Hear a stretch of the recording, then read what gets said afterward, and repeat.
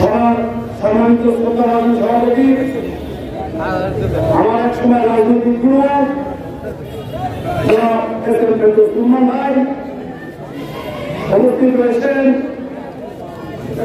মঠবাড়িয়া জাতীয়তাবাদী দল মঠবাড়িয়া উপজেলা শাখার সম্মানিত সদস্য সচিব ছোট ভাই আবু বকর সিদ্দিক বাদল, উপস্থিত রয়েছেন যুব দল, ছাত্র দল, কৃষক দল, মৎস্যজীবী দল, পৌর ছাত্র দল সহ অন্যান্য সংগঠনের নেতৃবৃন্দ। আসসালামু আলাইকুম।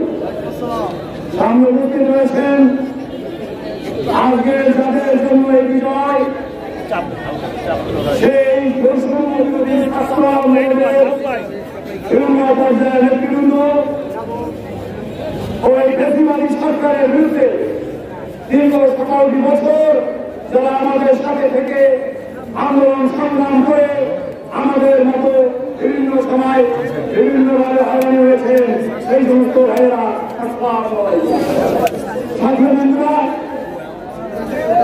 আমি কথা বলতে আসলে কষ্ট হচ্ছে।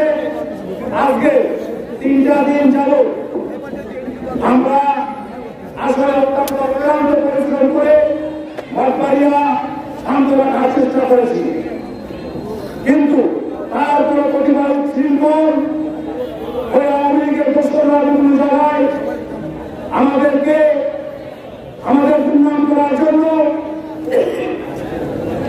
অনেক জায়গায় অনেক ঘটনা ঘটেছে, যার ফলশ্রুতিতে আজকে আগামী দিনের দেশের নায়ক জনাব তারেক রহমান সাহেব নিজে কথা বলে আজকে জেলা কমিটির আহ্বায়ক এবং সদস্য সচিবকে মঠবাড়িয়া পাঠিয়েছিলেন। আমি তাদের একটি বার্তা দিয়ে আমি আমার বক্তব্য শেষ করব।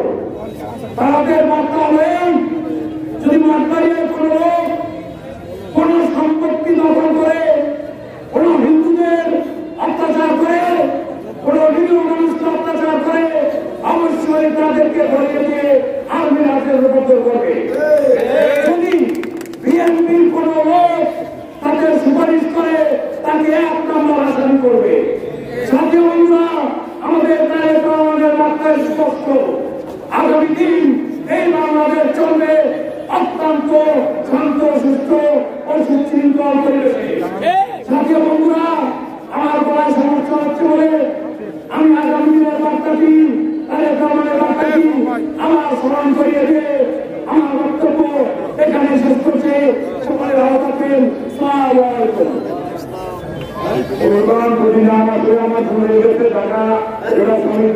আমাদের ছাত্ররা